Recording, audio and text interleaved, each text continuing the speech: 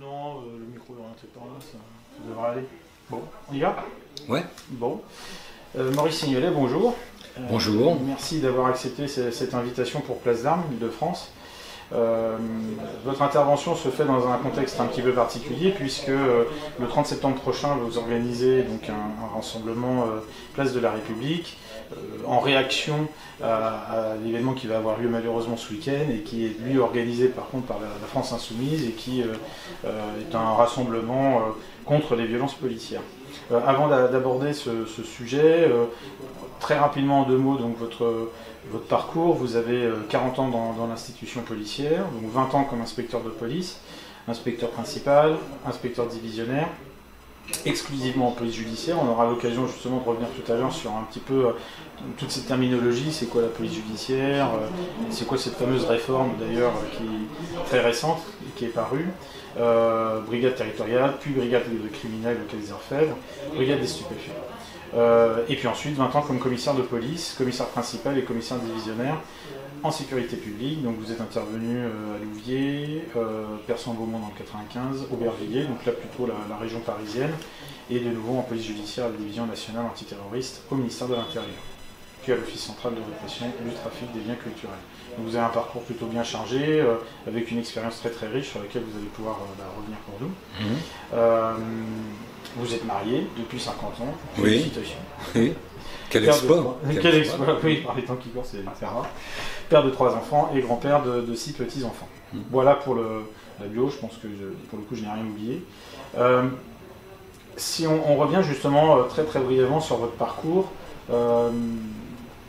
qu'est-ce qui a changé entre la période que vous avez connue depuis 40 ans, et donc là aujourd'hui vous êtes retraité, donc cette période est terminée, vous avez un regard justement sur l'évolution de la police en général, qu'est-ce que vous pouvez nous en dire?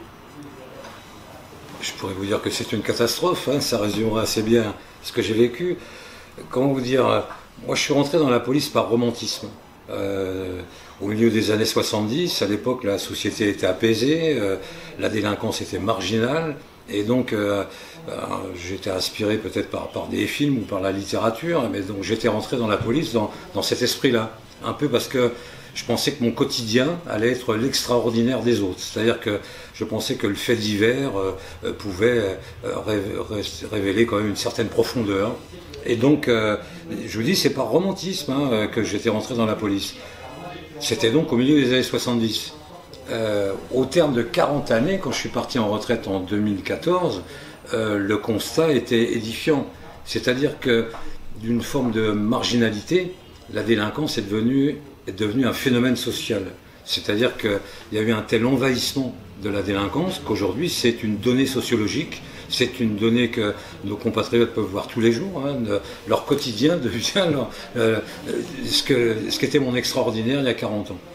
Donc ce qui est intéressant, c'est pas d'avoir une nostalgie du passé, mais d'essayer d'expliquer par la généalogie des choses comment est-ce qu'on a pu en arriver là.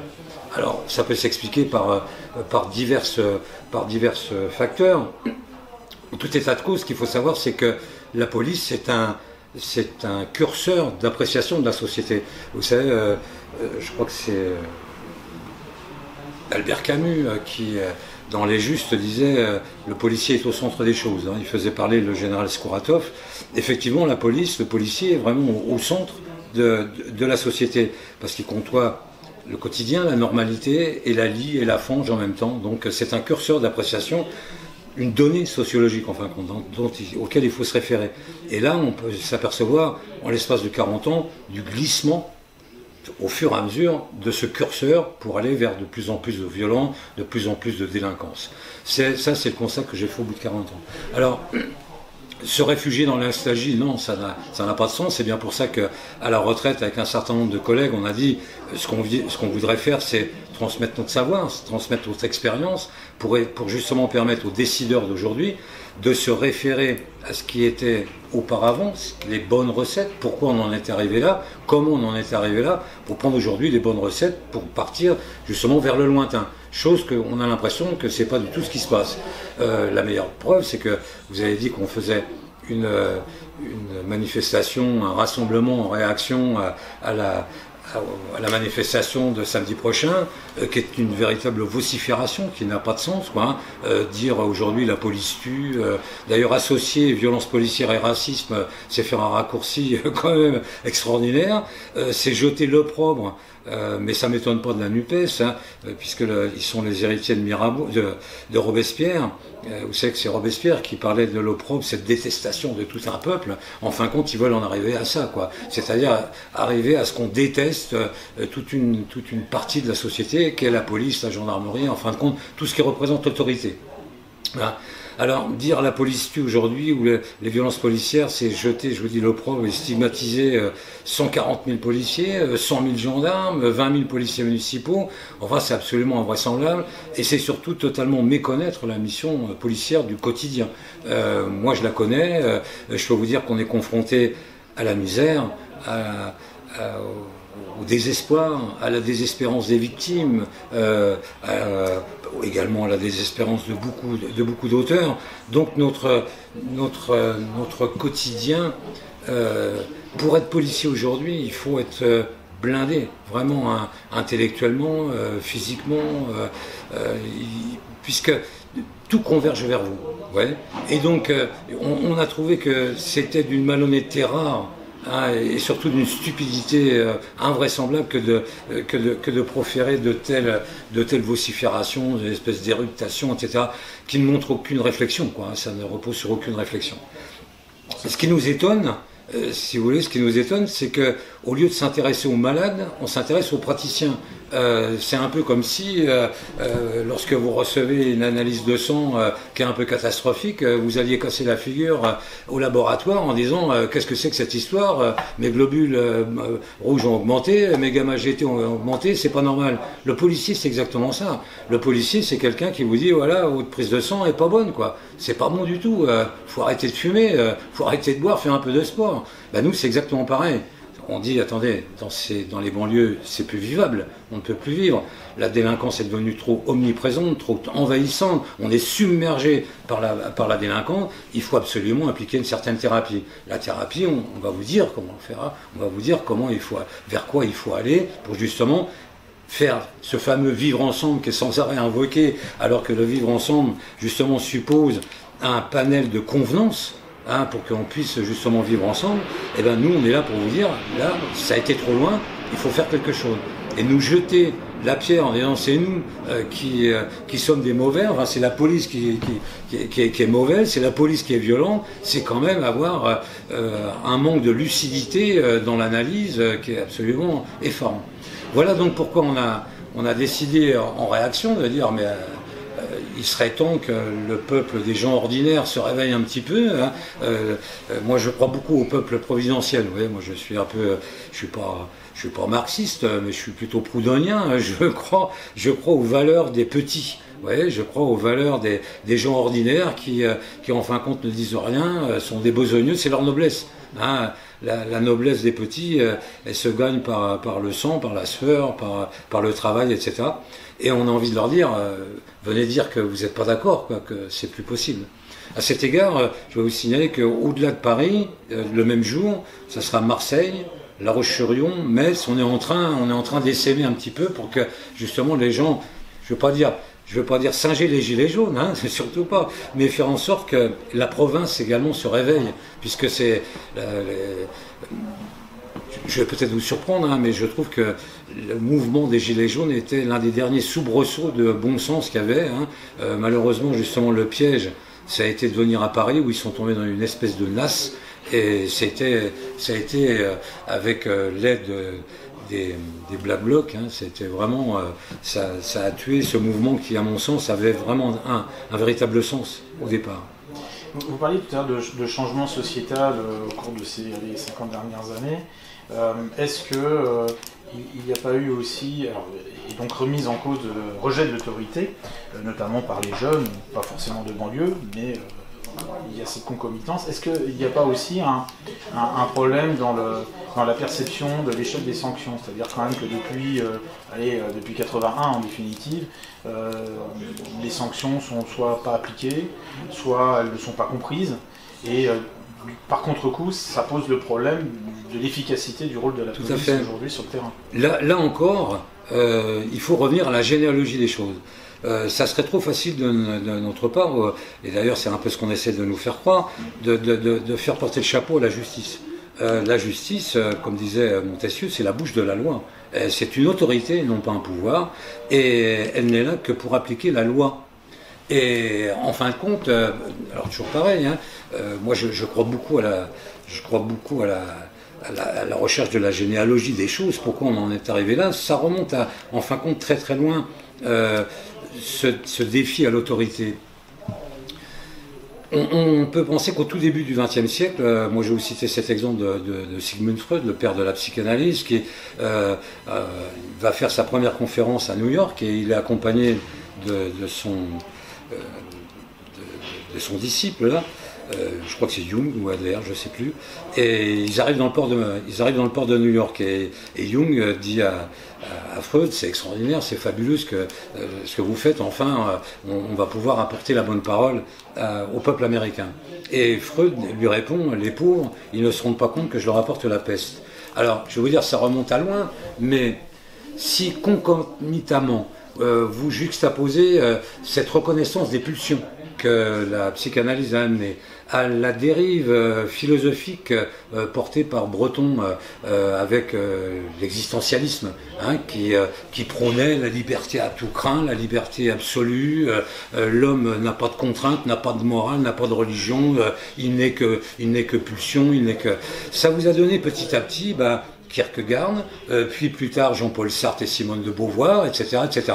Petit à petit, cette élite a été totalement acquise à cette espèce de cause du libertarisme à tout crin, de l'expression de l'expression des pulsions, de l'expression des étrangetés, des bizarretés, des choses bizarres, oui, en faisant l'apologie, en disant que de toute façon c'était normal puisque c'était humain. Ça a l'air de rien, mais par glissement, par ruissellement, vous avez eu mai 68 tout doucement, hein, et puis philosophiquement cette idéologie-là s'est répandue, a essaimé et est venue perturber un peu tous nos esprits en remettant en cause la normalité, hein, en remettant en cause les convenances, en remettant en cause l'élégance, en remettant en cause, en fin de compte, tous les piliers de notre société. Vous voyez que ça remonte quand même à loin. En fin de compte, sur tout ce XXe siècle, cette philosophie existentielle qui a donné lieu au surréalisme dans l'art, parce que le surréalisme, des fois on ne comprend pas très bien où on veut en venir, hein, mais on va nous dire que c'est de l'art, ça a imprégné les esprits de l'élite, qu'elle soit philosophique, médiatique, politique, etc. Et petit à petit, on en est arrivé à considérer la délinquance comme un symptôme. Vous voyez, pour caricaturer, je vous dirais, je vous raconterai cette anecdote d'un psychiatre qui est à sa fenêtre, il entend hurler dans la rue, il se précipite dans la rue, et puis il voit par terre une femme qui est ensanglantée et qui a pris des coups, et il regarde, il dit: oh là là, celui qui a fait ça a vraiment besoin d'aide. Si vous voulez, voilà où on en est arrivé, et ce glissement, ce ruissellement, a fini par...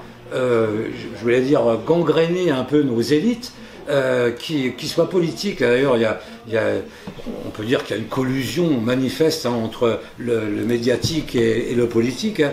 Il suffit de voir, je sais pas moi, François Hollande qui vit avec une actrice, Sarkozy qui vit avec une actrice, Stéphane Bern qui est l'ami intime du couple présidentiel, etc. On voit bien que cette collusion intellectuelle a en fin de compte imprégné le devenir des Français, petit à petit, sans qu'ils s'en rendent compte. On en est même arrivé à marginaliser la majorité. Vous voyez, c'est aussi invraisemblable que ça, avec ces gros mots. Voilà, avec ces gros mots comme le populisme, le beauf, etc. Si vous voulez être normal, on plaisantait tout à l'heure en disant que j'étais marié depuis 50 ans, et tout le monde aujourd'hui dit: oh, mais comment il a fait? Comment j'ai fait? J'ai respecté l'engagement que j'ai pris il y a 50 ans, c'est tout. Voilà. Et puis chemin faisant, j'ai parsemé ma vie en mettant des balises avec des enfants, etc., etc. Ça a été comme ça, ce que le commun des mortels faisait auparavant. Donc, vous voyez, on pourrait penser qu'on est très éloigné de la délinquance, en réalité pas du tout. Parce qu'en fin de compte, cette banalisation des étrangetés, des bizarreries, des tropismes, des atypismes, eh ben, ça a transpiré dans la loi. Et la loi, à un moment donné, le meilleur exemple, c'est l'exemple de l'abolition de la peine de mort. Il n'est pas question que je remette en cause la peine de mort, mais simplement notre ministre de la Justice de l'époque notre ministre de la Justice de l'époque, pour défendre sa loi, avait employé une telle rhétorique de désespérance, de dramatisation, etc., digne du discours d'André Malraux dans l'entrée de Jean Moulin au Panthéon, qu'on en est arrivé à non pas la fin de la peine de mort, mais la mort de la peine. C'est-à-dire que par glissement, petit à petit, toute sanction, quelque part, devenait intolérable. Et donc, on a modulé le code pénal et le code de procédure pénale en suivant, pour justement prendre en considération non pas l'acte délictuel, non pas la reconnaissance de la victime, non pas le désir de mettre hors d'état de nuire des prédateurs, mais prendre en considération l'individu comme un symptôme. Voilà, la délinquance n'est qu'un symptôme. On le retrouve aujourd'hui quand vous voyez par exemple ce film qui a été fait sur les gens qui font des rodéos. Le metteur en scène vous dit c'est le cri de ceux qu'on n'entend jamais, etc. Donc petit à petit, par glissement, ceux qui ont encore aujourd'hui, malheureusement, de par leur statut, ont une fonction d'autorité, eh bien, vous imaginez bien que ça, on ne le supporte pas. Voilà pourquoi aujourd'hui, voilà où on en arrive aujourd'hui. Si vous voulez, quelque part, tout s'explique. Et on en est même arrivé à ce qu'on a modulé le code de procédure pénale de façon à ne jamais pouvoir appliquer le code pénal. Vous voyez ? Par exemple, on va faire une loi pour dire, voilà, le vol est puni de 4 ans de prison. Oui, mais avec un juge des libertés de la détention qui va décider si vous devez aller en prison ou pas, avec un juge d'application des peines qui va moduler votre peine pour savoir comment, si ça vaut le coup, etc., si on ne peut pas prendre des mesures, etc., mais même dans la garde à vue. La garde à vue, aujourd'hui, vous avez l'avocat dès la première heure de garde à vue, l'avocat lors des perquisitions, vous avez droit aux mensonges, etc. On a fait glisser la procédure inquisitoriale qui était là depuis le Moyen-Âge, et qui fonctionnait parfaitement, avec des aménagements, mais vers une procédure contradictoire qui fait qu'on en arrive à des aberrations. Par exemple, vous arrêtez dans la rue un gars avec une valise avec 100 kilos d'héroïne dedans, il va vous dire « je viens de la trouver dans mon lit d'immeuble, je l'ai portée au commissariat ». Eh bien l'avocat va vous dire « prouvez-moi que c'est faux ». Vous voyez, on en est arrivé non plus à une procédure équilibrée, mais à une pitrerie, quoi. Une pitrerie. Et donc, si vous voulez, au bout d'un moment, par glissement, par ruissellement, eh ben on en arrive à une incapacité à rendre l'autorité, quoi. Vous voyez ? Alors, ce qui fait que, moi je parle aujourd'hui de pitrerie judiciaire. Et on en arrive à ce résultat que, en fin de compte, les femmes aujourd'hui n'osent plus sortir la nuit, qu'on n'ose pas partir en vacances de peur de se faire cambrioler. On a peur de tout, quoi. On a peur de tout. Alors que, je crois que c'est Joseph de Maistre, ce philosophe du XVIIIe siècle que j'aime beaucoup, qui disait le glaive de la justice n'a pas de fourreau. Toujours, il doit menacer ou frapper. C'était ça, c'était l'équilibre. L'équilibre, c'était la justice est là pour sanctionner dès que vous allez dépasser, parce que vous allez mettre en péril, la stabilité de la société. Quand je vous parlais de ce courant existentialiste qui prônait en fin de compte l'individualisme forcené, on le retrouve chez Lipovetsky, un autre sociologue philosophe, qui vous disait, qui appelait ça le procès de personnalisation. C'est-à-dire qu'à chaque fois qu'il y a une loi, un règlement, quelque chose, on va l'interpréter à l'aune de son impression, de son intuition, etc. On va en arriver un jour à dire qu'un feu rouge est une très grave atteinte à la liberté individuelle. Vous voyez, pourquoi pas ? On va en arriver là. Donc, ce qu'on a oublié, ce qui est fondamental, ce que j'explique souvent, l'homme n'existe que de par sa consubstantialité. C'est-à-dire qu'il n'existe que parce qu'il est consubstantiel à tous les autres. Le meilleur exemple, c'est une plage. Je prends toujours cet exemple-là. La plage, c'est un amoncellement de grains de sable. Si vous prenez un grain de sable, il ne sert à rien. Par contre, cet amoncellement de grains de sable vous permet de marcher dessus. Cet amoncellement de grains de sable permet, malgré les assauts des vagues, de se reconstituer à chaque fois, et à chaque fois de faire une digue et de pouvoir empêcher la mer de progresser, etc. Alors en plus, c'est pas universel. Chaque plage a ses particularismes. Il y a des plages de galets, il y a des plages de sable noir, des sables de sable blond, etc., etc., selon les latitudes, parce que le lieu fait le lien. Voilà, c'est ça qui est important à dire. La consubstantialité des hommes, elle est nécessaire, parce que sa sociabilité est absolument nécessaire à sa survie. Sinon, il ne pourra pas vivre. On vivre seul comme ça, tout seul, perdu, ça ne marchera pas. Donc cette espèce d'existentialisme amène à une espèce de nihilisme. Quelque part, c'est la perte. C'est la perte de l'humanité même. Vous voyez, comme quand en parlant de la police, on en arrive à faire de la philosophie, parce que tout est lié. Tout est lié. Moi, je reprends souvent, je ne veux pas me comparer à Platon, mais toujours est-il que l'insécurité, c'est l'un des vecteurs essentiels de l'humanité. C'est-à-dire que l'homme, il a toujours voulu se préserver de l'insécurité environnementale. Dès qu'il a été sur Terre, il était agressé par des bêtes, etc., etc. Il y avait la pluie, etc. Et qu'est-ce qu'il a fait? Il s'est réfugié dans une caverne. Il s'est dit là, à un moment donné, je peux au moins me préserver de la pluie, me préserver des bêtes, etc. Je fais souvent ce parallèle entre l'homme de Néandertal et Homo sapiens. On a découvert des sépultures d'hommes de Néandertaliens et d'Homo sapiens. Les Néandertaliens, on s'était rendu compte que, qu'on soit un homme ou une femme, on était mort des mêmes blessures. C'est-à-dire des blessures de bêtes sauvages, des blessures violentes avec des coups, etc., etc. Et quand on tombe chez Homo sapiens, qui est venu supplanter Néandertal, on s'est rendu compte que les sépultures, quand on trouvait des corps d'hommes et des femmes, ils n'étaient pas morts de la même manière. C'est-à-dire que l'homme avait toujours des blessures violentes, etc., et la femme, non. C'est-à-dire qu'on se rendait compte, en fin de compte, Homo sapiens s'était rendu compte que la femme était encombrée par la grossesse, et donc il l'a préservée. Vous savez que s'il y a très peu de femmes pilotes de ligne, c'est parce qu'elles n'ont pas un regard sur le lointain. C'est-à-dire que, alors que l'homme, en se levant, pour chasser, il fallait qu'il cible la bête, alors que la femme qui restait à la caverne avait une vision beaucoup plus circulaire. Aujourd'hui, envoyez votre mari chercher du beurre dans le frigo, il va ouvrir, je le vois pas. Pourquoi? Parce que, vous voyez, il faut que... Et une femme va venir, elle dit, mais tu vois pas qu'il est devant tes yeux? Donc, on peut faire cet exemple, on peut voir ça tous les jours, quotidiennement. Donc, ce qui fait que la femme a un regard circulaire. Quand un homme voit une jolie femme dans la rue, il la suit du regard. Une femme ne regarde jamais un homme dans la rue, par contre, elle pourra vous dire la couleur de ses yeux, simplement parce qu'elle l'a vu passer. Donc, vous voyez, je prends cet exemple-là pour vous dire à quel point l'évolution était importante. Cette évolution s'est toujours faite par la préservation de la sécurité. Comment on fait pour préserver sa sécurité? Eh bien, on se donne des codes. Ces codes, on se les transmet, soit par acceptation, soit d'une manière violente, c'est donner les guerres, etc. Et en se disant, autour d'un lieu qui fait le lien, on est entre nous et on s'identifie entre nous. Vous savez que, par exemple, dans l'Occident, pour se dire bonjour, on se serre la main. Ça veut dire, je n'ai pas d'arme dans ma main, toi non plus, et bien donc ça prouve que tous les deux, on est d'accord pour ne pas se taper dessus. C'est typiquement occidental.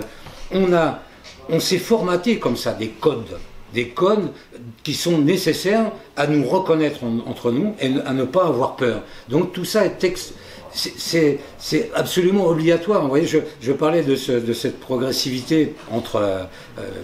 alors, pareillement, au cours de l'évolution humaine, il y avait une parité obligatoire dont on ne s'était jamais départi. C'est-à-dire qu'il y avait une parité évolutionniste entre le domestique et le spirituel.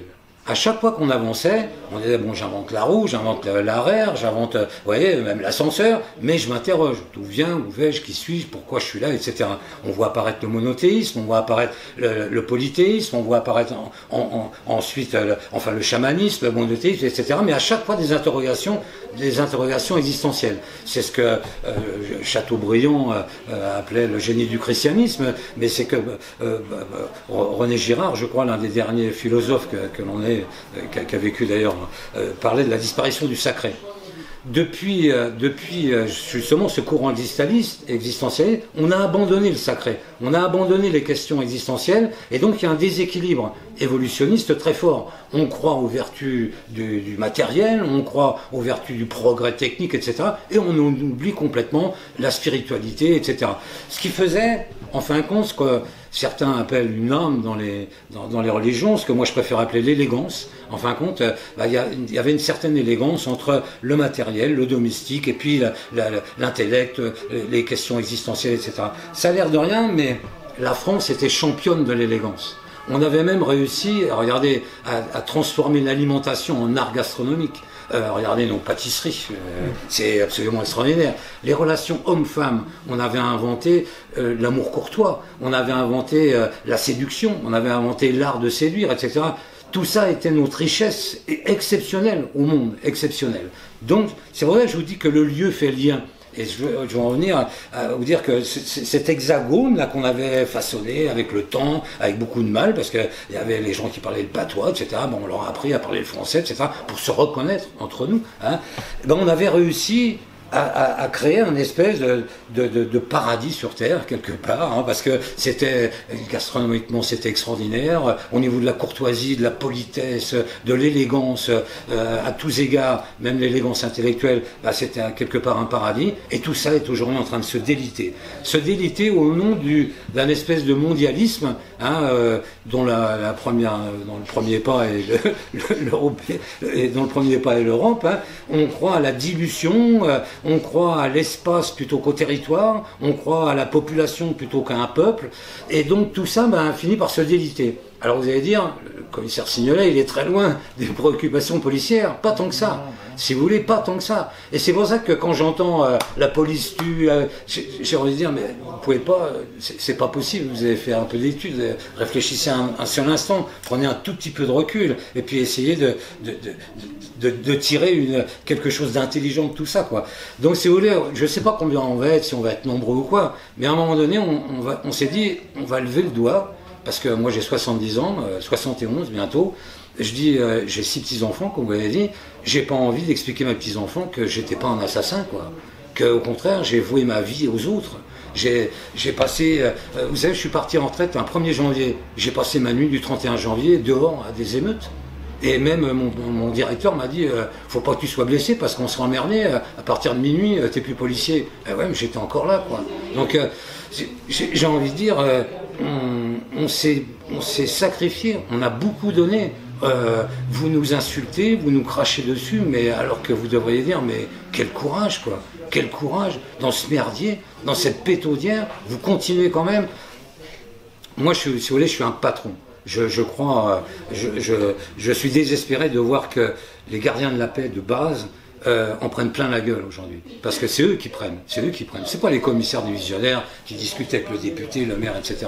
Moi, je suis de la génération où c'est moi qui passais le premier la porte, vous voyez, et les gars me suivaient derrière. C'était ça. Il fallait qu'ils comprennent que leur patron, c'était celui qui pouvait leur dire ce qu'il fallait faire. Voilà. Et aujourd'hui, j'ai envie de dire, ça fait 10 ans bientôt que je suis en retraite, hein. Je me suis réveillé de mon sarcophage et j'ai dit, les gars, je ne peux pas vous laisser tomber comme ça. Vous voyez, je suis ému parce que j'ai eu le coup de fil d'un gardien de la paix qui était au bord du suicide. Et donc, ça m'a fait mal, quoi. Il y a un vrai mal-être aujourd'hui dans les forces de l'ordre. Et pourtant, vous voyez, j'essaye de prendre beaucoup de recul, mais l'élégance, c'est peut-être ça aussi. C'est savoir prendre du recul pour analyser tout ça, et puis savoir tendre la main à celui qui est juste là, quoi. C'est ça qui est important. C'est ce que j'ai fait toute ma vie.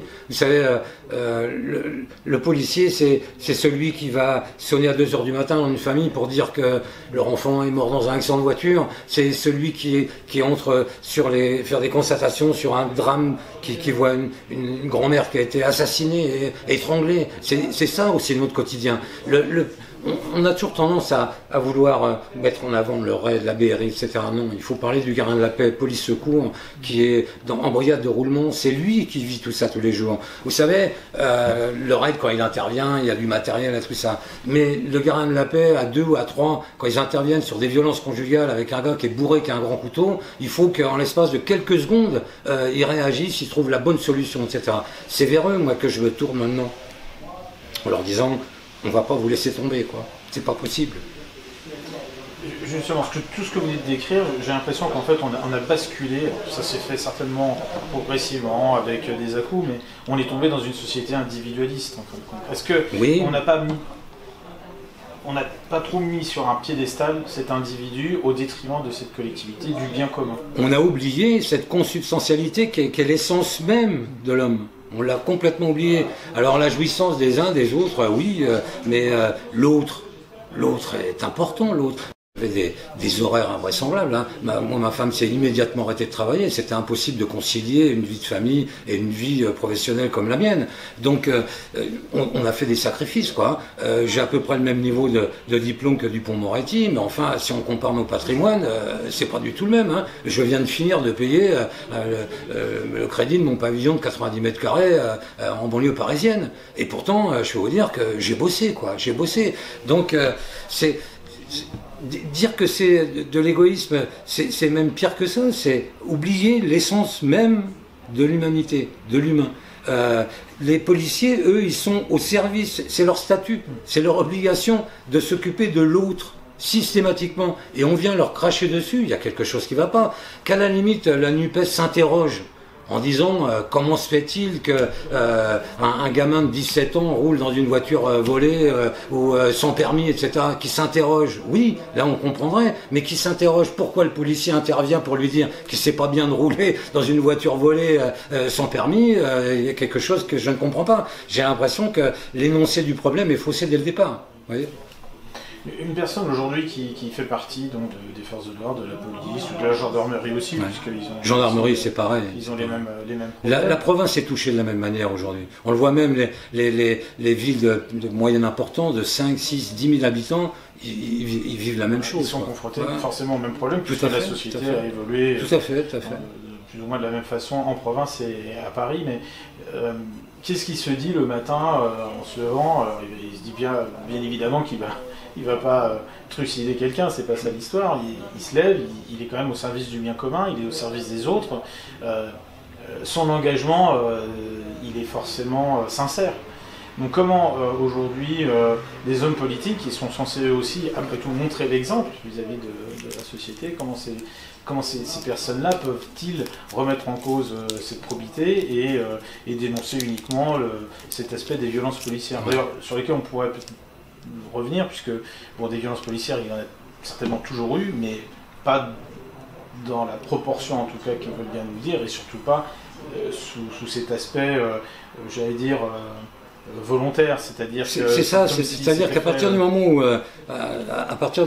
on stigmatise les violences policières, chaque action policière devient une violence policière. C'est-à-dire qu'on oublie que la police est la seule qui a la violence légitime, selon la loi. C'est-à-dire qu'il faut bien faire preuve de violence. Vous savez, des gens, j'en ai arrêté dans ma carrière, quelques-uns. D'abord, j'ai pas fait... Il paraît qu'il y a des techniques de défense pour interpeller. Non, vous faites ce que vous pouvez, vous faites comme vous pouvez. Quand vous tombez sur un gars qui fait 130 kilos, que vous êtes qu'à deux, il faut improviser. Bon, ce que je veux dire par là, c'est qu'en fin de compte, on remet, à travers ça, c'est extraordinairement pervers, on remet en fin de compte en cause l'autorité même de la police. C'est-à-dire qu'on veut qu'il n'y ait plus de police. Ça me fait penser à Georges Brassens, qui était quand même l'un des chantres de l'anarchie. Il disait toujours « Je suis un anarchiste qui traverse toujours dans les passages cloutés pour ne jamais avoir affaire avec la police. » Voilà, c'était ça. Si vous voulez, dans les années 70-80, c'était un peu ça l'anarchie. C'était une espèce de poésie, etc. Mais quand même, il y a des choses qu'on ne faisait pas, quoi. Mais là, le but, je pense, de la NUPES, je vous dis, c'est un nihilisme désespéré. C'est-à-dire qu'il faut tout détruire, quoi. Il faut tout détruire. Quand on aura tout détruit, bon, on verra, on reconstruira. Ouais, d'accord, mais enfin, en attendant, ça va faire du débat. Vous savez, je vois pas bien où ils veulent. En tous les cas, ce n'est certainement pas un signal pour construire, quoi. C'est quelque chose qui ne va pas. il y a quelque chose qui me dépasse. Bah, nous, ce qu'on observe au gré de nos différentes conférences, débats, c'est que ils ont détruit la famille, ils ont détruit l'entreprise. On le voit aujourd'hui, on en sent vraiment les effets, puisque le Covid a été un vrai révélateur à ce niveau-là. Il y a un mal-être chez les salariés qui ne comprennent plus tellement où est leur place dans l'entreprise. Il n'y a plus ce tout qui faisait cette cohésion, qui faisait que l'entreprise pouvait se développer. Aujourd'hui, on va faire du télétravail. Si on se plaît pas, bah, allez hop, on s'en va et on reprend un boulot mieux ailleurs. On s'investit plus en tant que salarié, d'ailleurs on s'investit plutôt en tant qu'auto-entrepreneur. Donc on nous dit que c'est de l'entrepreneuriat, sauf qu'en fin de compte ça contribue à l'éclatement de ces sociétés. Donc ça c'était comme deux piliers forts, la famille et l'entreprise. Et derrière ça, en termes de valeur morale, bah, il y a ce rejet de l'autorité. Donc on est quand même... non mais c'est le rejet même de toute valeur morale. Le problème il est là. On avait, je vous l'ai expliqué tout à l'heure, cette parité évolutionniste qu'il y avait entre le matériel et le spirituel faisait que qu'à un, ben, on avançait, à chaque fois ça compensait un petit peu, on rattrapait, on disait oh là oui mais enfin, et à partir du moment où il n'y a plus du tout, parler même de l'entreprise, vous savez, moi je pense à Godin, vous savez, les fameux poils, cet ingénieur qui a inventé le familistère. C'est-à-dire que vous aviez aussi des ingénieurs qui, tout en étant de puissants entrepreneurs, pensaient quand même au bien-être de leurs employés, etc. C'est-à-dire qu'on progressait. Alors, on peut peut-être critiquer le capitalisme chrétien, mais enfin, il avait aussi ses vertus. Je veux dire qu'à chaque fois, il y avait derrière, en arrière-pensée, une forme de morale qui faisait qu'il y avait des choses qu'on ne faisait pas. Alors que là, je vous l'ai dit, il y a une espèce de collusion entre le politique, l'élite capitaliste et le monde du spectacle, qui est absolument effarant, et ils sont partis dans cette direction-là en oubliant je vous l'ai dit, moi ce qui m'intéresse c'est les gens ordinaires, faire en sorte, toute personne qui a une forme d'intelligence, de créativité, de talent même, hein, il devrait se dire mais est-ce que mon talent ça va permettre à celui qui est le plus ordinaire d'en bénéficier? Vous voyez, c'est comme ça qu'il devrait réagir. En fin de compte, ces vertus de l'honneur ont totalement disparu. Hein. À la limite, être quelqu'un d'honorable, la probité, l'honorabilité, la respectabilité, l'image que l'on donne de soi a totalement disparu. Et si vous voulez, on en fait même l'apologie. Regardez cette triste affaire Palmade, décorée de l'Ordre national du mérite, hein, et qu'elle est décorée de la Légion d'honneur. C'est quand même invraisemblable. Personne n'a mis en exergue ses vices, ses turpitudes. Alors, je sais bien que de tout temps, les saltimbanques ont toujours eu des vies un petit peu particulières. Mais enfin, quand vous prenez François Villon, vous savez, le balade des pendus, frères humains qui après nous vivaient, n'ayez contre nous le cœur endurci, car si pitié de nous pauvres avez, Dieu en aura de vous merci. Au moins, François Villon, dans sa dernière turpitude, quand il est parti, il a disparu, on n'a jamais su ce qu'il était devenu, on n'a jamais retrouvé son corps. Au moins, il avait eu l'élégance de disparaître, quoi. Alors que là, non, ça redémarre, quoi. Hein, et dans peu de temps, on va dire, qu'est-ce que c'est que ce connard qui était dans la voiture en face, quoi. Hein, donc, voilà. Donc, cette histoire, cette capacité à l'honneur, à l'honorabilité, on pourrait peut-être essayer de la redécouvrir, quoi. C'est important quand même l'image que l'on donne de soi. Faut la remettre dans ce contexte de la consubstantialité. C'est un terme compliqué, mais auquel je tiens. On est tous liés les uns les autres. Et si on ne se met pas, si on ne s'impose pas ces codes qui correspondent à des convenances, hein, eh ben on ne s'en sortira pas. Aujourd'hui, ces convenances ont totalement disparu. Au contraire, c'est la bizarrerie, l'étrangeté est devenu presque comme un talent. Non, un talent. Victor Hugo, vous savez, moi je m'interroge toujours, on est là, on dit qu'il y a plein de talents, je sais pas, moi je pense à Beethoven, à Mozart, avec une plume d'oie et une partition, qui aujourd'hui est capable de nous faire ça? Moi j'écoute des trucs de rap, je me dis, ouais d'accord, mais enfin bon, j'ai un peu de mal, quoi. On a envie de se dire, depuis le XVIIIe siècle, il n'y a pas grand chose qui est sorti, quoi. Hein. Donc, alors qu'il n'y avait pas, on pouvait pas effacer, hein, on pouvait pas reprendre sur l'ordinateur. Même moi, vous savez, quand je suis rentré à la police, on tapait sur des grosses Olympias, on n'avait pas le droit à la faute. Hein. Quand j'étais à la brigade criminelle, on faisait des constatations sur des meurtres de 20-25 pages. D'abord, il fallait avoir du vocabulaire, il fallait savoir taper la machine, il fallait savoir écrire, il fallait avoir le sens de la syntaxe, voilà, c'était important. Est-ce qu'un jour on pourrait pas redonner corps à ce sentiment d'honneur qui a fait toute la richesse de l'humanité, quoi. Alors que là, non. Quel message vous souhaiteriez faire passer pour donc ce samedi 30 septembre, donc à destination du public? Vous l'avez bien compris, moi c'est intellectuellement à un moment donné, j'ai dit bon, il faut que ça cesse, quoi. Les irritations, ça va mal, des espèces de vociférations là qui n'ont aucun sens. Il faut que la raison revienne, quoi. Donc avec un certain nombre d'anciens collègues, je vous dis en plus, le message qu'on voulait passer, c'était attendez, nous les anciens, on a connu, on en a chié aussi, on sait ce que vous vivez. On pense que votre hiérarchie n'est pas à la hauteur, on pense que votre ministère n'est pas à la hauteur, on pense que l'État n'est plus à la hauteur de ces valeureux fonctionnaires, on le pense, et on s'est dit on veut le montrer.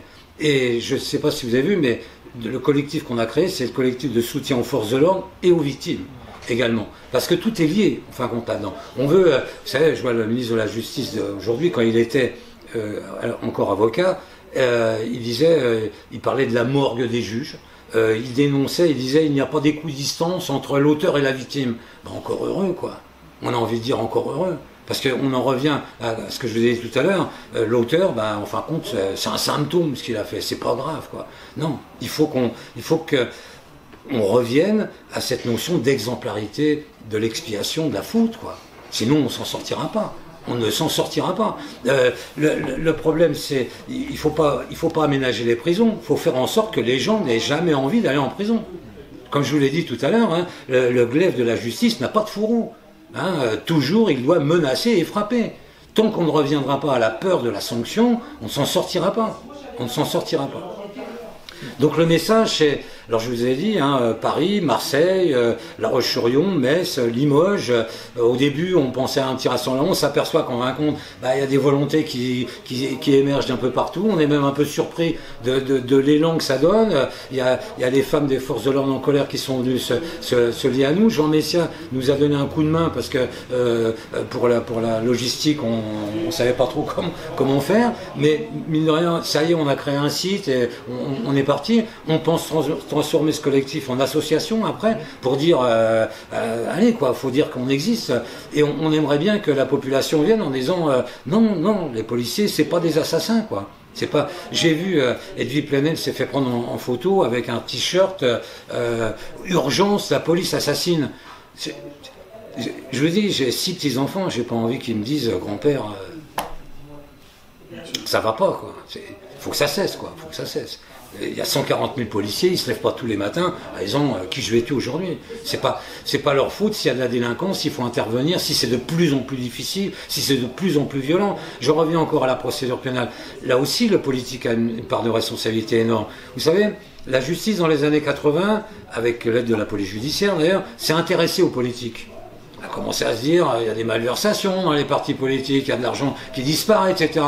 Oh, le politique, il a dit, oh là là, pas bon ça, on va avoir des emmerdements. Donc il a commencé à tripatouiller au nom de l'évolution des mœurs, etc. Il a commencé à tripatouiller le code de procédure pénale. Vous imaginez un président de la République en garde à vue, à qui on dise, faut retirer tes lacets, vider tes poches? Il n'était pas question que ça arrive, ça. Vous comprenez? Donc à un moment donné, on a dit, on va faire croire que c'est une bonne évolution pour la société, et en réalité, on va se préserver. Présence de l'avocat pour pouvoir dire le juge, etc. Le contradictoire pour sortir du chapeau des tas de choses, etc. Pour préserver le politique, parce qu'il s'est dit je risque gros là. Ce problème, c'est que ça a servi le politique, soit, mais par ruissellement, par effet boomerang, ça a servi toute la délinquance. Et aujourd'hui, ça donne une pitrerie. L'officier de police judiciaire est aujourd'hui un pitre. C'est un manutentionnaire. Il est là pour notifier des droits, voir ce que vous voulez manger à midi, etc. etc. Qu'est-ce que c'est que ça? C'est une pitrerie. Et ça se poursuit avec le juge. Dans le temps, un juge d'instruction, vous mettez sous mandat de dépôt. Aujourd'hui, hop, attendez, il y a le juge des libertés de la détention qui va donner son avis, etc. Il ne peut plus s'en sortir, quoi. Il ne peut plus s'en sortir. On a, comme je vous ai dit, le politique est un grand vicieux. Il vous dit je prends des lois avec le code pénal, avec des répressions, etc. Mais par derrière, le code de procédure pénale, c'est-à-dire la façon de faire, je vais le tripatouiller de façon à ce que ça soit impossible à exécuter. Voilà, c'est tout. Voilà, on en est arrivé. Donc si vous voulez, le politique a une part de responsabilité énorme.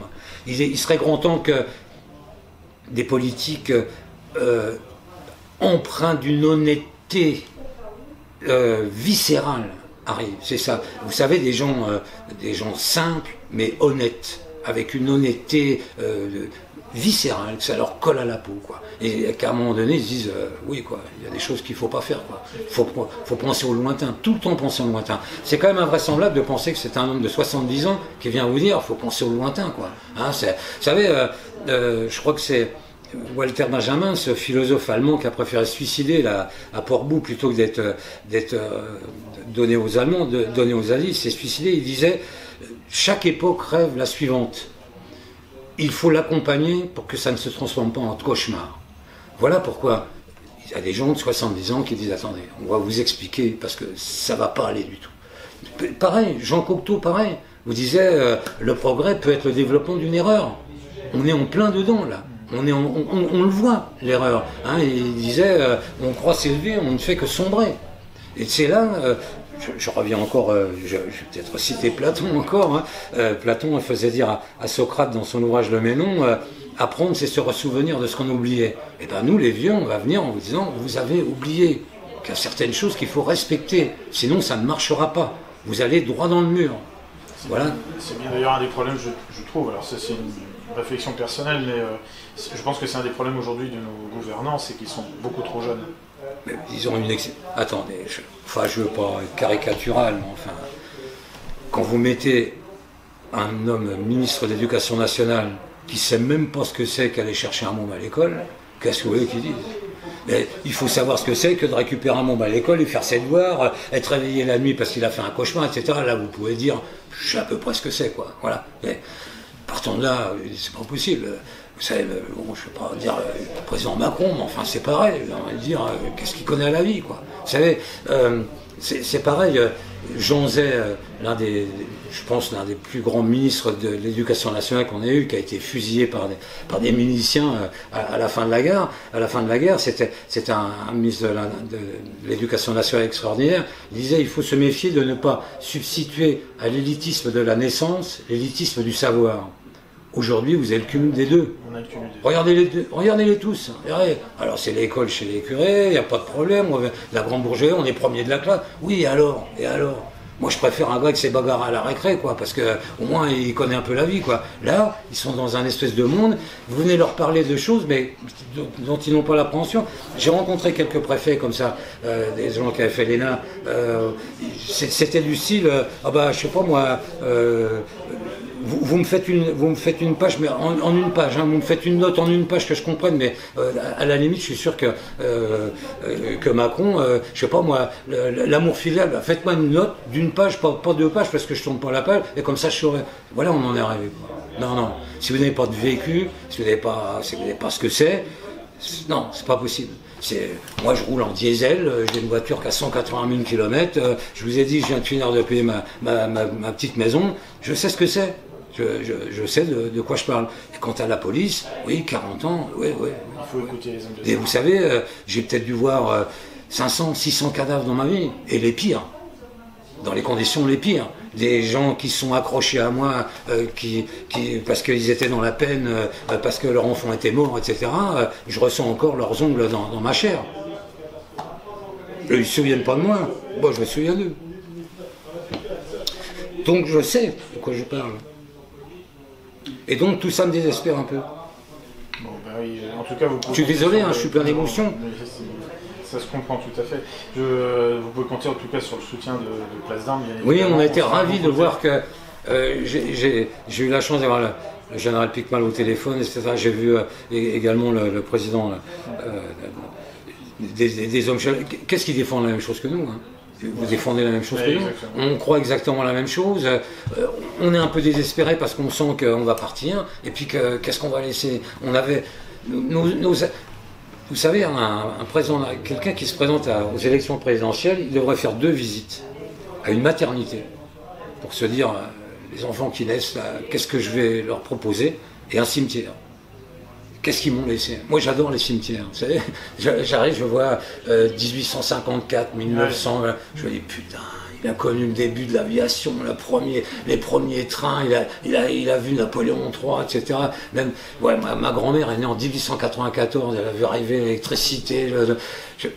J'ai un respect extraordinaire. Je fais beaucoup de randonnées. J'ai une petite maison dans le sud de la France, hein, dans les Pyrénées-Orientales. Je fais énormément de randonnées. Je fais toujours.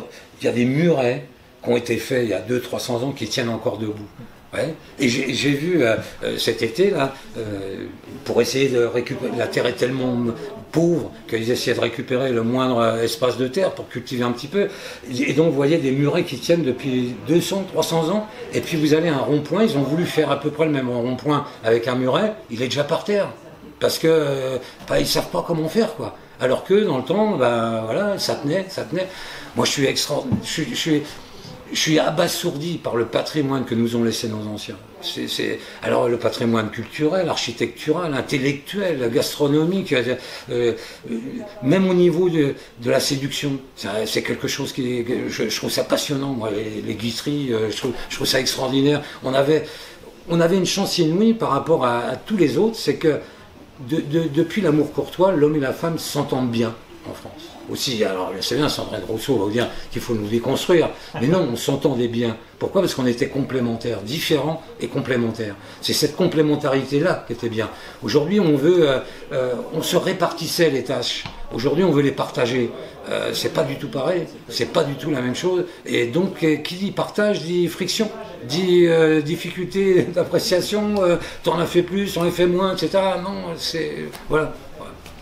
Je me suis arrêté l'autre jour parce que je voyais une femme qui avait crevé, et donc en tout bon français, comme d'habitude, je dis la pauvre femme, elle doit être embêtée pour changer son pneu. Donc je m'arrête et puis je change son pneu. Elle a sorti un billet de 10 € pour me dire. Je dis mais madame, enfin, vous plaisantez ou quoi? Je dis c'est pas croyable. Quand une femme a un pneu crevé, un homme s'arrête et change son pneu. Voilà où on en est. Bon, très bien. Bah, écoutez, merci à vous. Je suis un peu désolé, j'ai un peu dérivé, je vous ai montré toute mon émotion, mais que Place d'Armes sache qu'ils ne sont pas tout seuls d'ailleurs, hein, et qu'on a chevillé au corps ce sens de l'honneur, hein, qui était si important, que l'armée, je voulais aussi lancer un petit clin d'œil à mes collègues gendarmes, parce que j'ai eu la chance, quand j'étais à l'office du trafic des biens culturels, des vols d'objets d'art, il y avait un colonel qui avait pris la tête de cet office, colonel de gendarmerie, et j'étais son adjoint. Ouais, j'ai accepté comme commissaire principal, ça m'a valu les foudres de mes collègues, mais j'ai trouvé l'expérience extraordinaire. J'ai trouvé dans la gendarmerie ce qu'on retrouve dans l'armée. D'abord, ils sont d'essence militaire, cette espèce de camaraderie. Un officier supérieur va appeler un gendarme camarade, c'est son camarade. On ne retrouve pas ça dans la police nationale, c'est bien dommage. Et moi j'avais trouvé, j'allais souvent à Rosny-sous-Bois, etc. Et j'avais trouvé un sens du chef, vous savez, qu'il n'y a pas dans la police nationale. Et le chef, c'est celui qui prend la tête de ses hommes, mais pour les préserver, pour les commander, mais dans le sens du commandement, je les connais et je ne vais pas les décevoir. Vous voyez? Et actuellement, moi j'avais un peu cet état d'esprit-là, et actuellement je trouve que les policiers de terrain, de base, n'ont pas cette chance-là. Ils n'ont pas la chance d'avoir des vrais tauliers, quoi, comme il y avait auparavant, des gens vers qui on se tourne, et des gens vers qui on ne doute pas. Voilà. Donc les voir se faire insulter comme ça, les voir se faire blesser, alors bien sûr il y a des blessures en face, mais parce que la violence est telle, on est arrivé à un tel niveau de violence qu'on ne sait plus comment s'en sortir, quoi. On ne sait plus comment faire. Voilà ce que je voulais dire aujourd'hui. Très bien. J'espère que je n'ai pas déçu, je n'ai pas agacé tout le monde avec mes... Non, c'est parfait. Voilà. Merci.